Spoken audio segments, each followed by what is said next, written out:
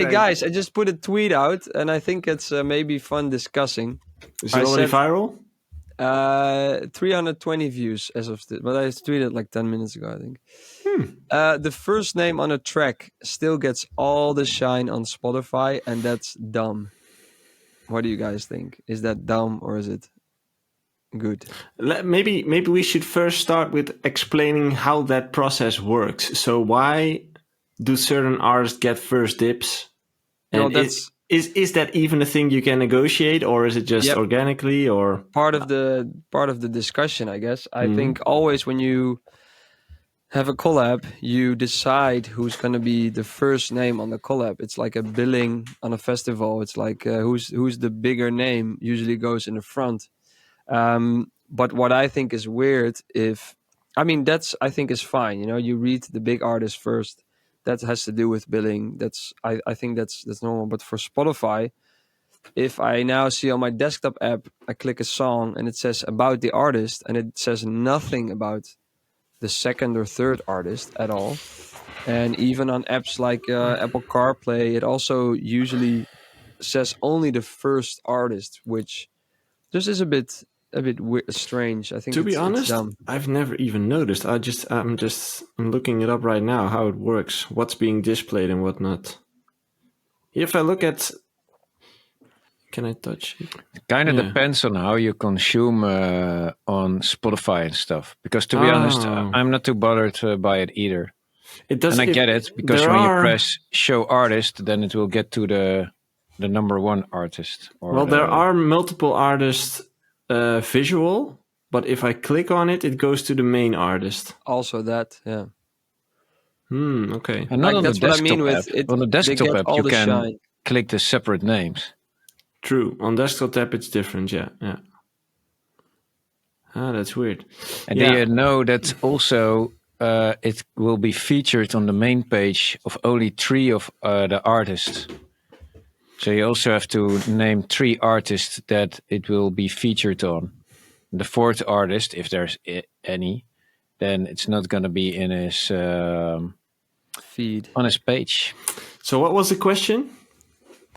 No, it was just a stelling, a statement I made on Twitter saying the first artist on a track, the first name on a track still gets all the shine on Spotify, and that is dumb. So I think that's dumb. Aha. I think if it's a collaboration for a reason, at least let us click through easily. At least show, if you're going to show a about the artist page, have some option. Yes, you can write about the first artist the most, I think, but have some option to see about the second artist, you know. But maybe this also in electronic music, it's just way more of a 50-50 collaboration. Whereas I guess in pop songs, maybe that's different if it's like a band with a featuring artist. It's the I'm band pretty sure maybe it's doing... definitely not always a 50-50. No, not always, but a lot of times. Also, a lot of the times not.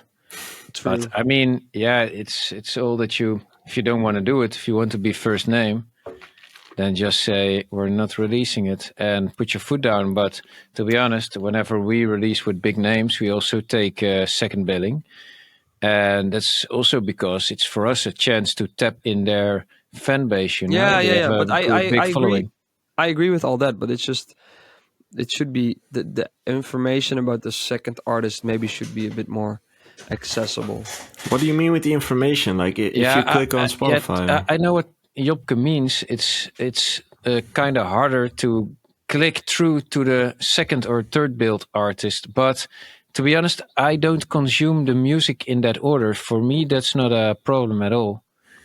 And I think it's more playlist based anyway. But true, if you're browsing through a playlist and you hear a song, hey, this is nice, it will be 95% chance that if you will be redirected to one of the artists, it will be the first one.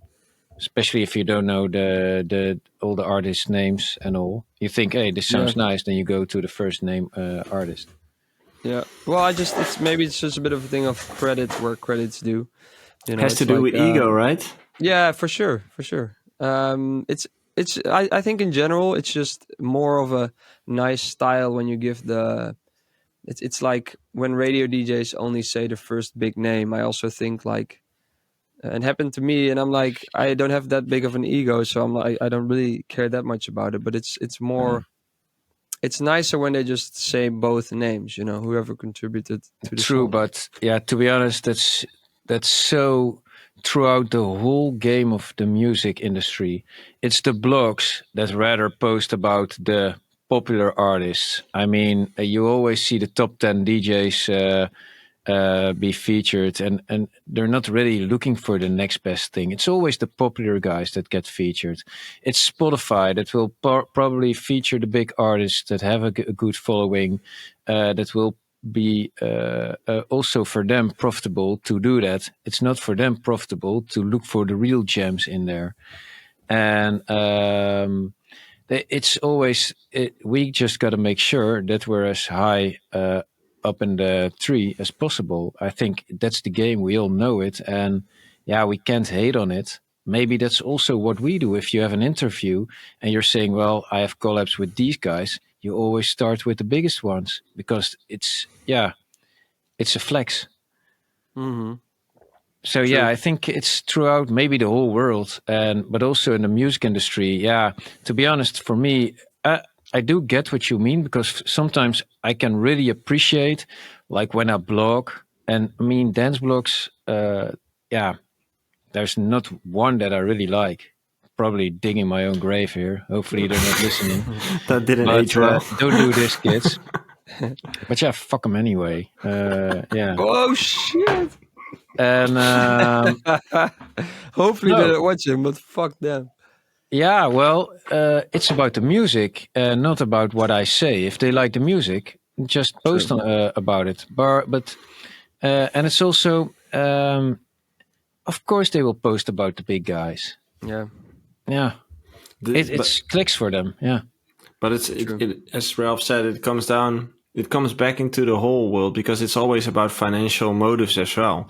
Because if you write a blog piece or if Spotify has like an artist spotlight, it will pull in more people. It will grab more attention if they use a big name than they do when it's a small name. So it's always about attention. And with attention comes money because if you bring in more people, like a club, if you book a big name, there's more people on the dance floor. There's more people who buy tickets.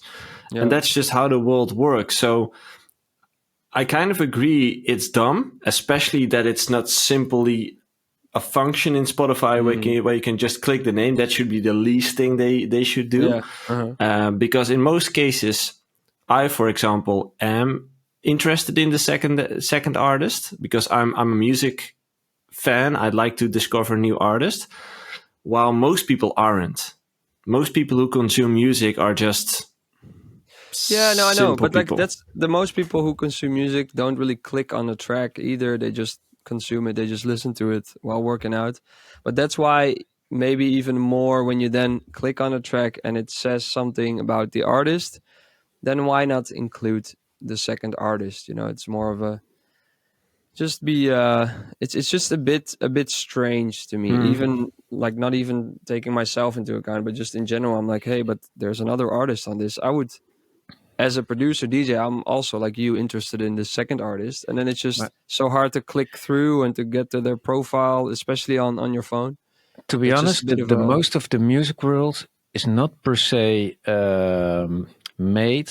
There's no process working to make talent evolve or flourish. To be honest, it's especially the biggest guys.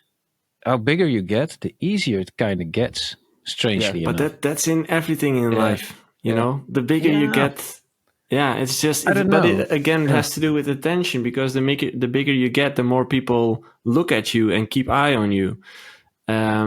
So I think that's one of the rules of life is that it is impossible to become successful without getting through a barrier of shit in the beginning.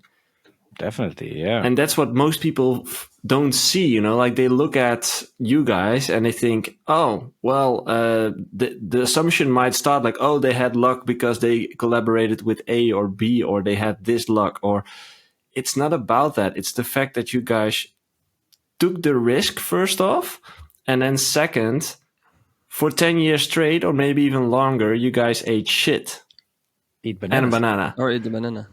until you finally came into the position where you became artist number one. And even as Ralph said, even still in most cases, you're still not artist one. You still get featured as artist B. So I think it's a thing throughout life that people want to get success without any without eating any shit, without any performance, and that's just simply not possible. They're looking for shortcuts that don't exist. But there's also the guys like Fred again that get famous. There's so much hype around them in a manner that I really like. He does his own thing. He doesn't give a shit about the hypes and the trends. Yeah, but same for Fred. He's been eating shit for 10 years. Yeah, probably. Yeah. He's been making music for I don't know how many years, but this isn't his first year. And no one talked about him in the years before this year. So I have to dig into his life story, but I'm 100% sure that if you go deeper into his story, you'll find multiple years of not making any money, not having any fans, not getting signed. Well, there was a scandal and like a rumor. I love TikTok for this. There's rumors, and like he came from really rich parents, and it was just like people were hating on that or something, which I thought was funny because how can you ever know? And it's also like it doesn't matter. You can still eat shit if you come from rich parents as well. So. I might even dare to say that it gets harder if you come from a rich family. Whoa. Simply, the whole privilege thing debunked. No, not in all ways, but in some cases, it might even be a negative thing that you come from a rich family because people make the assumption it's all thanks to your parents. Yeah. Mm. Do you come from rich parents? Because that sounds like something that someone that comes from rich parents would say. No, I don't. No, I come from like a super standard family, but Ralph's gone again. Ralph's gone again. But your mic disconnected again. Kurwa. But I'm not from a rich family, but I am from a Western world, and I talk with Western privilege. So in some kind of way, you could say I'm rich because I'm much richer than the rest of the world. Yeah. But within the Western world, I can't say that I'm from a rich family. No, I think that whole Fred again thing is just people hating on success. They're always trying to find a way to hate. Always. I didn't think he even had haters. I think it was also really funny, the Oprah and The Rock kind of thing. I missed that. I read something about it, but I missed it. There was the massive fires on Hawaii. Terrible. Like I've seen that. Cities just burnt down. And now Oprah and The Rock made a video. They set up some kind of fund so people could donate easily. And they made a video, and Oprah donated 5 million or 10 million, whatever. And people were hating on them because, a billionaire and a millionaire telling me I should put my money in, and they only put 10 million in, but that's pocket change. But I was just thinking the whole time, like, they can also not do anything. They can also sit on their ass all day and do nothing for the community. I think it's always so weird. In general, when people are hating like that, but especially on if someone is doing something for a good cause, I thought you just the thing cannot was hate on them. that they set up the fund and put 5 million in there. But of that 5 million, nothing went to somebody of the island. And then they got flamed because it was Personnel costs due to and stuff. setup costs. But to be honest, I mean, with 5 million, setting up a simple fund, that shouldn't even be $15,000. But hey, that's all the gossip. Are we a juice channel now or what? Yeah, Your we are. mic- No, your I was mic just still saying in isn't general, working. I think it's weird when I think people. this Yeah. I just think it's weird when people hate on people doing something for a good cause, even if they make money out of it, even if they gain attention from it, and that's why they do it. They still do something for a good cause. So And it's like, but that's like the how do you say that? Like that's the go-to thought that people have, as in it's always focusing on the negative. And that's what you see on social media as well. You know, you'll notice it with your own brain as well. There's 1,000 positive comments, but it's the one negative that you but this was really like, they only got shit for it. And I'm like, that's weird to me because they're rich. They shouldn't. I just think it's just weird. They can also not do anything. I think it's the best argument. I agree. Hey guys. Hey, he's back. Guys, I have another question. To be honest, yeah, I didn't follow it through. I'm still in the conversation. Okay, follow through. But here in Holland, I kind of get your point, Jopke, because I see Lewis Hamilton here in Holland is not the favorite person ever because of his rivalry with Max. And sometimes I can understand it. But he also gets flamed because he does so much cool shit. Like, then they say, oh, he drives F1, but then it's all about the climate. What a hypocrite. And I mean, dude, the dude does so much for all the welfare of people. You can never hate on it. No, basically, that's the point. I agree. Yeah. Next. Yeah. Thanks for your input. There's questions coming in the Discord.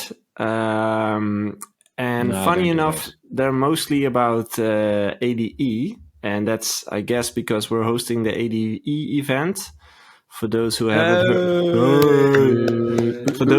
heard it yet, on October 19th, it's a Thursday, we're hosting an ADE event, the Munch and Mingle, where we are going to record a live podcast. And there's questions coming in from people visiting ADE and also visiting the event. And I think I'm looking at two questions which kind of are the same. Like, I'm going to ADE this year as an aspiring artist. Like, what should I focus on with ADE? Like, what should I focus on networking? Like, what's ADE for? Is it, what can I get out of it? Drinking. Partying. No. But is it just networking? Like, definitely. There's a bunch of, it's like a real life forum. I think it's awesome, and you can meet like-minded people on your own level, but also guys like us or even bigger, just walking around there. Go to them, make sure your demos are all right, and make sure you're when you give how do you call it, a stick with a USB stick with some shit on it, make sure also your address is on there, and your email address. How did you guys used to do that? Because like, if I go back into time and think about my visits, like the way how we used to rule is like go to Amsterdam, stand in front of the Felix Mauritius Theater, and then everyone just stood there, you know, outside next to the candles talking to each other. Is that what you guys did, or is there anything else? But it also kind of changed, to be honest. It's not so much. It's also ADE is also a bit about the business side. A lot of the management guys are there, and there's a lot of artists you see people. less. There's a lot of industry people that are, for an artist, maybe not even that interesting, because they like to talk about themselves, and a lot of seminars about how they see, this is what's happening right now, this is what the trend is going to be, but they don't know that because the artists make the trends, but every year they don't realize that. But there is a lot of artists. I think it's very good to just go and meet up with, not per se like the big artists. Try to spot them, try to introduce yourself, if you see me or Ralph, give us your demo, say hi, and just keep it short, keep it light. But also all those younger guys, younger DJs, they are very interesting for you. They're also starting out. They're in the same process. They're also there to get their name heard. They're in the same like creative flow. Maybe meet with them. That's where you really can get the most important connections with the next. Yeah, that's the next also generation how me and Jopke we got introduced. You say you met me at the Ace Christmas drink, ball. but I don't remember. And I thought it always was Martijn setting us up, and but it was also like-minded people, and you got to get to know one another. Yeah, I think that's you got to surround yourself with talented youngsters like yourself. Don't have to even have to be young, but talented people that you like their music. They don't have to be famous. They can be famous. Just go with the flow. And I think about ADE, it's really cool. You have a lot of cool events, really diverse, from producing stuff to like what we do, a little bit munching and lunching, and Munching and mingle, Ralph. Munching and mingle, mingle. but also the parties and everything is there. But just pick out the events you like and meet people that are there. See if there's any interesting stories. And when you see guys like us walking by or bigger, just say hi. Give your USB definitely with your demos. Make sure it's good to go. If you're just starting out, then it doesn't make sense to show your demos. You're not going to get feedback anyway. But you also have the feedback rounds that artists do, which might be interesting then, so you can learn. Yeah, just go there, see what events you like, and have a good time. Okay. Yeah. Simply Real life because forum, it's actually a cool thing. I it's actually amazing. you used to have, I don't know if they still do it, dance fair in Holland, which is they don't do it anymore. No. Well, it was a beurs. What is that again in English? Conference. A conference about dance music, and it's kind of like ADE, but in one spot and like one. It's a bit smaller. A bit smaller, but with different stands from labels. And I would go there with my demos. I would meet other guys, also guys I met through forums, which was really fun because those are some of the guys I still talk to and still know. But also because I then showed my demo, some labels were kind of interested, and you then meet up for later. And that can go into a bigger meeting. You can meet more bigger labels, and you can really get the ball rolling just because you're focusing on it. So if you're going to go, just don't like push yourself to like, I have to be everywhere and have to meet everyone. No, just go there and try to have some fun, meet some fun people, go to some parties, have some fun. There's also a lot of networking, but just don't only focus on the already established DJs. I guess that's the most important tip. Okay, perfect. And don't pee in the canals, because every year people die because they fall in and then they drown because they're drunk.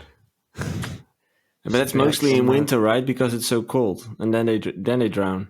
Yeah, mostly in winter, but in summer it still happens. People are drunk. It's a wild place, man. Concrete jungle. Man. Yeah, crazy. Glad I left that town. Collaboration with artists and vocals as someone who has no current releases. So is it possible to set up collaboration with artists and vocalists if you don't necessarily have any current releases? No, it's not possible. So you first need like fucked. You first need releases. No, I mean, yeah, but then you're not gonna be working with Ellie Goulding, to make it an extreme example.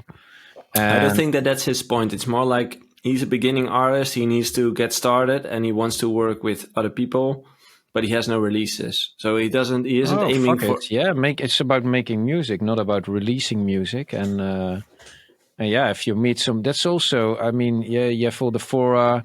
If you, let's say you go to ADE, you meet up with a lot of guys. Some know some cool vocalists.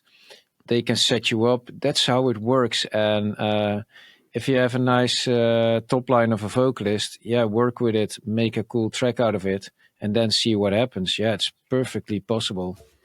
You know what I think? And I think this is not just a music thing, but it's broadly within the world.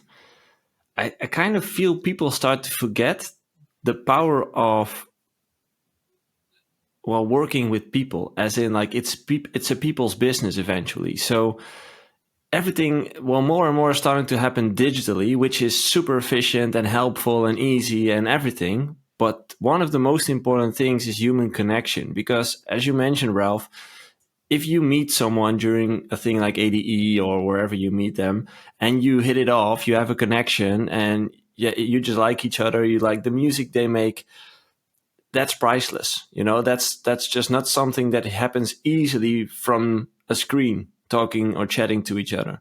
So I think that that's one of the biggest values from ADE, is that you actually get to meet people, get to see each other, get to, let's say, Mingle. munch and mingle, exactly. Because I think that's just the priceless part of this. That's something that doesn't happen that often within a year, where the whole music industry gets together within, I don't know, 2 square kilometers. I don't know, something like that. Mm-hmm. And I We think have to that measure it when we're there. yeah, but I think that that's the power of it, because most of the time you email with people, you chat with people, you do voice call, you video calls. It's just not the same. It's different. True. Are you I guys agree. even real? Or are you AI? No, I am not real. I am robot. Dude. I was Okay. actually in a series, Bassi and Adriaan. I was the robot there. If you look closely, What was you it? see me. Robin the robot. Yeah. Yeah. And there's another one. Yes. So I heard that Ralph got contacted by a producer who only wants to work with top 100 DJs. How did he reach out to Ralph and got his interest into doing a collaboration? Or in other words, how do you approach someone for a collab, a bigger artist? Big bag of money in Ralph's case. Money! that works. Yeah. Make it rain. Make it rain. Well, I got contacted. Yeah, I think he's referring to the story you mentioned a couple of podcasts ago, where you said that an unknown name, an unknown producer, let's say, you heard his demo and you decided to make a collab out of it. Yeah, well, like Len or something. Yeah, we think worked so. with Len. That went like, even the Len story is actually way cooler. Len made a track that sounded like us, and it was on the internet. And people were actually saying it's a new Bassjackers track. This is years ago. I think 2015, 16, maybe 17. I don't know. But I heard the track and it's not mine, but I like it. So then I contacted him and asked him, "Hey, dude," because it was just one drop and the intro didn't sound just perfect as yet, but the drop, I thought it was amazing and it sounded like us. I was like, yeah, this needs to be us. And then I asked, "Do you want to collab this?" Then he sent out the parts, and I went to work with it. And then he came. He just lived in Germany, maybe 2 hours drive. So then he came over, and we finished it. It was Len, and actually the start of something more. Yeah, we did more collabs. He's actually a great producer. He does a lot of remixes for us now. So could we describe this as luck? No. Or is this a smart way of him to... No, yeah. And also guys like Brooks, I also remember working with him for the first time. He was signed under the management of Showtech. He didn't do any collabs with anybody yet. But his manager sent out a demo of Brooks to, let's say, everybody, but nobody responded. But I was listening to it. And I was like, well... Except for Ralph. There is something in this. I didn't know Brooks or whatever. I was just like, I like what I hear. And but I could also hear that I could make my stamp on this. I think that's also important. And I could help make that track better. And then I just wrote back, hey, don't know who the guy is, but let's make this thing happen. And then he came to us. We were still in Tilburg back then. I went to Eindhoven, where Brooks was based. Yeah, and that also became the beginning of more stuff.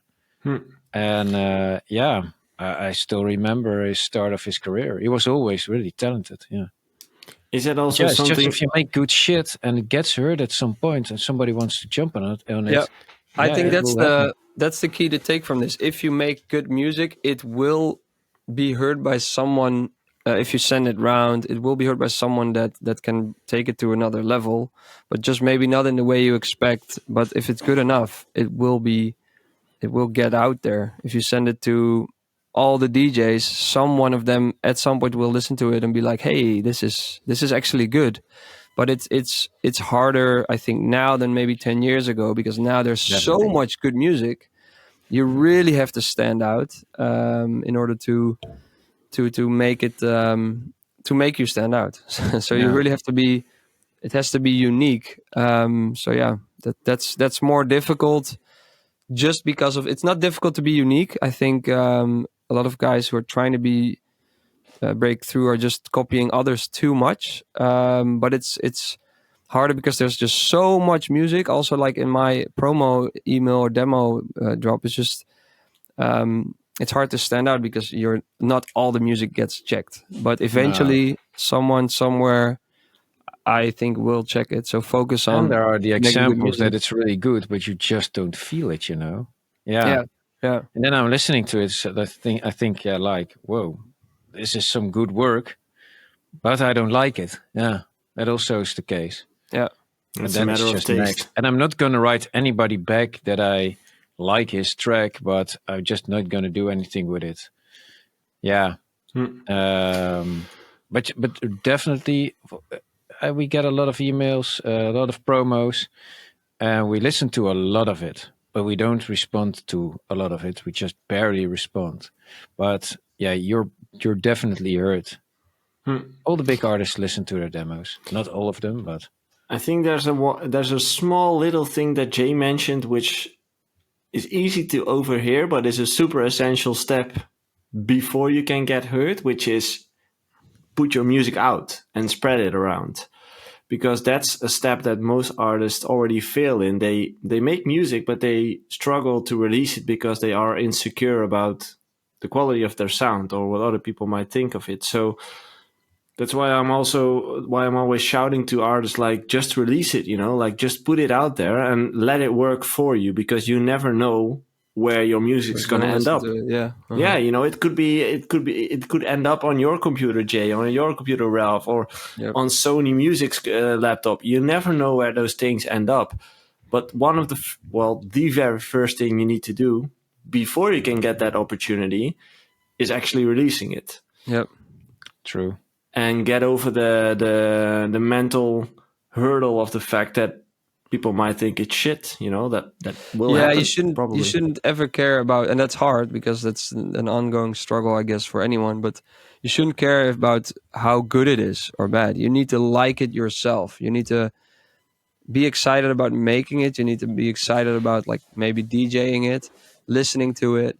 Um, that's the benchmark. If you really like it and you can be honest with yourself about, hey, this is I like it, it's good enough, and that takes some time. Don't expect to make a good track in your first half year of producing, but that's the benchmark for, yeah, is it good enough? So then just release it. If you like it, that's what matters. Did you always have that mindset? Was it always that easy for you, or did you also struggle in the beginning to release your first songs? Yeah, it was harder to. I definitely, you didn't really release music on your own back then. Now that's very easy. But you then you mean, really with wanted a big self-releases? label. Yeah, self-release is very important. I always self-released. But back then you had like smaller labels, but I always wanted to get signed by the bigger labels, which may have stopped me from releasing sooner. But also back then it was way more about one single, and then that's good, and then people kind of look back at you, oh, you released that 3 months ago, wow, that's still relevant now. So it's a bit of a different world, but for me it was like, I make the music I like, and I did, instead of like trying to get it released, I did spread it on forums, send it to my friends, on school, let everybody check it. So it's just because Walk of that, around with the Get It I was the Blaster. annoying guy, and people were like, "Oh no, not this guy with his fucking music again." And but then, because you're doing that, and it's like, I tell this with, not even only with music. I'll get back to that. If you do that, you put out there like, hey, this is what I do, this is what I'm doing, and then more and more people will hear about it. It's also, if you're like looking for, let's say you're looking for to rent an apartment in Amsterdam. This is what I always tell people: just tell everyone at that point, I'm looking for a rental apartment in Amsterdam. Just every conversation, oh, by the way, I'm looking. then you're getting that out there, and then someone somewhere will say, "Oh, I know a guy. I think he's going out soon. Maybe you can go into his apartment." And that way you make those connections. And I think it goes for a lot of things, especially also in the music industry. There's very low amount of connections between every human being. So we're like 2-3 steps away from the president of America or whoever, It's like I believe it's six people. Within yeah, six people, But if we the look at whole world. ourselves, we know some big DJs. We know Martin Garrix. He has met the king. The king has met everyone. So there you are. Like that's like 3 steps already. But then meet if everyone. you meet me, you're 1 step closer to the king. Oh shit! No, but I think that's the way. Like that's what they also mean. Like you're putting out the energy of like, hey, I'm doing this. You're putting out the word, and people will hear about it. Okay, That's what so far for the no ego. Philosophy from the beginning. Nice one. Bye, Ralph. Oh, dude, your mic's disconnected again. But it's my fucking mic then. Yeah, why? What's happening with your mic? Why? And your internet, man. It's just you look so blocky. It's not it's the mic. It's the mic that gets you disconnected, but the quality of your internet's really low. Like Jay and I are constantly super clear, and you're like Pac-Man. You were super clear just before you connected your mic again. Yeah, that's true. Okay, so now your mic isn't connected, by the way. No. No, that's the stupid program. It now takes that one. Am I now super clear or not? The image. Yeah. The image. Yeah. So it's the mic, because now the mic's not on. But can you hear me right? I can hear you fine. Well, just a bit ugly, but yeah. Yeah, because it's now from this one here. Yeah. The video. It's not a deep sound. It's like super high. Hi. Yeah, okay. If I have to go out, I can do it without the mic. You can change your input, right? He's gone again. No, it's Ralph. Input now. That's the stupid thing. Yeah, yes, you can. If you go to the right, you can select yourself and click that little arrow, and there you can mute while recording, but you can't switch mics. Really? It says that, yeah. Oh, while recording. Shit. Yeah. See? So let's do it like this, or do you want the mic back? Yeah, mic back. This sucks. Then I have to go out and get back again. Adios. And then he walks out the door and comes back in. And yeah, exactly. Great. Do you have any other things which people send into your Twitter account? Not really. No, I don't know. Not really. It's been a bit quiet in EDM land, I guess. I've got one extra. Yeah, go ahead. What's the show? Well, as many artists know, is that getting booked. Wait, Ralph's back. Hey. Yes. Okay, so as many artists know, getting booked as a small artist is one of the biggest frustrations a small artist has. Like, not getting booked. So the question is like, what is important to a club manager, and what do clubs want? Money. It's all about money. Basically, Jopke is right. Yeah. I always think it's funny when people are debating this. It's very easy. A club owner wants to make money off his club. So he wants a DJ that is... To be honest, the DJs also want to make money. Yeah, everybody wants to make money. We're not giving free parties. But I think club promoters want to sell tickets and sell drinks so they can make money. And they want an artist that can do that and also is the right name for that club or venue. So it's not like you book Calvin Harris for an underground club or something. But yeah, it comes down to that. They want to sell tickets and they want a DJ that they can afford and still make money. But you got to make a little nuance. They have people working there. They have responsibilities. I mean, it's quite logical. 95% of the people in a club or a festival are not busy with who plays there or what. They just don't know. They probably, the half doesn't even know the headliners. And but it's the tastemakers that make your festival hyping or whatever, and they know the DJs. But in a club also, I mean, a lot of people are just there to have a good time. And but if you don't book somebody that has the pull on some of the tastemakers, yeah, your club will just be empty. And what do you gain with that? Nothing much, really. So yeah, because they have the responsibility, they have personnel behind the bar, the wardrobe, the security. They have rent to pay, so you can't blame them really. Yeah. But No, yeah, I also kind of. Yeah. I also definitely don't mean it in a blaming way. It's more, as an artist, it's good to realize that promoters want to make money. If it comes down to that, basically, because then you don't have to take it personally when they don't book you. It's fine if you don't sell a lot of tickets. You know, if I go to a city and I can sell 200 to 300 tickets, isn't that many? For me, it is. For me, that's a great amount. But there won't be like a big promoter who's then like, oh, that's interesting for me financially, or that's No. worth my time. But I don't take that Yeah. personally. It's just like, just good to know. It's a business, so. I think that's the answer. You know, it's a business eventually, and that's what most artists tend to forget. They think it's a passion, it's a hobby, it's everything about love. Yeah, which it is. As an artist, you should keep that. It's how it starts. Yeah. But eventually, there is a point. The minute you say, "I want to make a living from this," that's the minute where it becomes a business, and you kind of need to take that into consideration. As in, there's not always room for emotion in a business. And that's the hard part with music and the fact that it's a business. Like, music is emotion eventually. And most creators are super emotional people.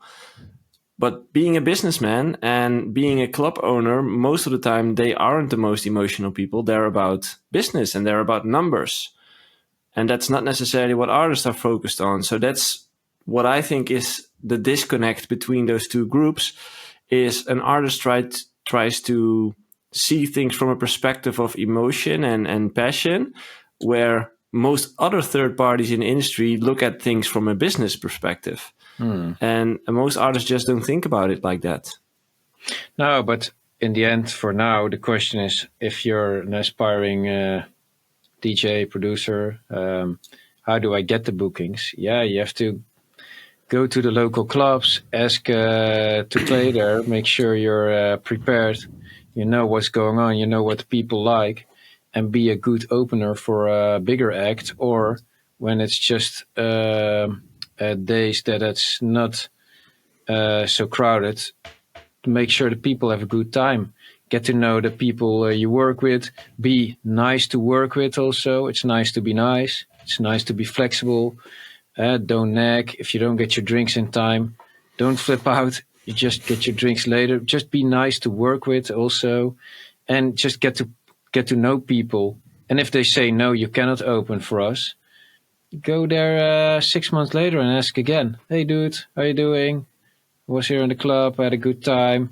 Was wondering if I can open for a bigger DJ at some point, or just do some hours that's nobody's playing there anyway, and see if I can get a chance. I really love your club. I think we have a good, I don't know what.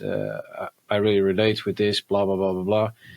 Yeah, just ask, and see if you can get your foot in one thing. Yeah. And from that point, that will be your base, and then build and build and build.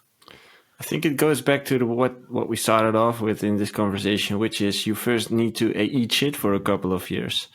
Because what most artists think is, the question that they ask is, how can I get booked? What they mean is, how can I get booked for what I love to play? But that's like the last stage you'll get into, you know. First, as you mentioned, to be honest, that's also so dependent on where you play. I mean, if you play a VIP club in Vegas, that's so different from Bootshaus in Köln. Yeah, but what they mean is like you guys get booked for who you are and what you make. and that's because you've built a brand over the years. Also, not always. No? I tend to agree there with Ralph. Go ahead, Yeah, Ralph. we play a slightly different setting in let's say China than we do in Germany. And that's not only Boats House, but also the festivals in Germany or Austria, whatever. I don't care. Portugal. Yeah, you prepare for that different matter. for different Yeah. shows. Like even a show in Germany is so different from a show in Holland, and so different from a show in China. So I You get gotta see it that. like this. You need to make sure that you have this band which you play with. This being harder, this being more popular. but I think it's And see where you get, see what the crowd wants, yeah. what the promoter wants. Some of the promoters actually don't care if the people dance or not. They want to hear you play shit they like. That's also a weird True. thing. Yeah. But yeah, it's all about reading people also and know what they want and be comfortable to give them what they want, because you also have to like it. Because if you don't like it, have to put on a mask all the time, Yeah. man, It's then you're done. I guess in no it comes time. down to the art of DJing. You know, you need to know your crowd. You need to know the kind of festival, know what kind of club or small bar you're playing, because you need to know what they usually play there. Of course, the bigger you get, the more you get booked, like David Guetta maybe, for your sound, and people then expect his sound. But a lot of times, even that's what Ralph also means. DJs that are not David Guetta, we still get booked at places where, yeah, you want to play your sound, but you kind of have to juggle a bit between your sound and the commercial stuff and less commercial stuff, because you want to get that crowd going.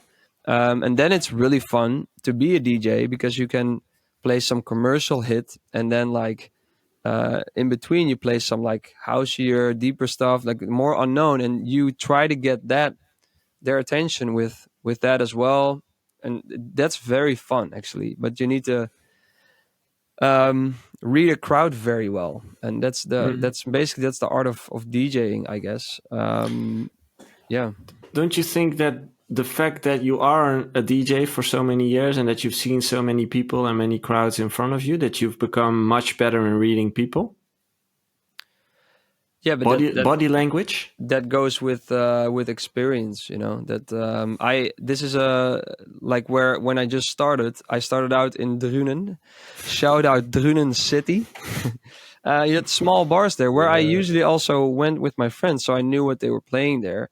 And it was still very difficult to really understand what the DJs were doing, because playing open format, that's really difficult when you're just starting out.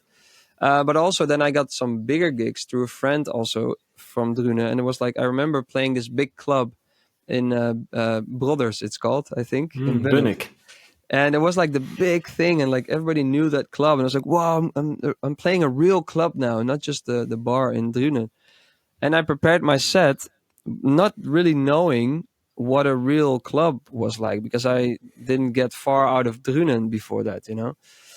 So then I just prepared like a way houseier set, way less commercial stuff, and I, after like 15 minutes of playing, like the room where I was playing just emptied out, and the guy, the resident DJ came to me like, "Yeah, dude, come on, you need to play a bit more commercial. It's not But what happened was I just misjudged that whole club wrong, and I couldn't read a crowd that well yet. That's where you need to adjust. But just so before you play somewhere, you really have to know what they play there. So you have to really understand before you even.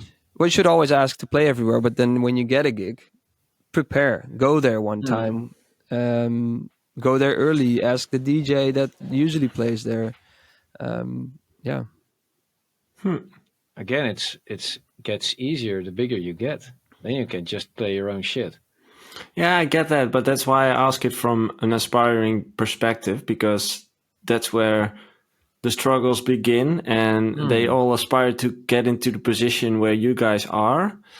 But again, it's not like that happened overnight. You know, it took years. Oh, years. Oh man, it's the grind. You know. Oh man, and we grinded so much in Holland for 5 years long.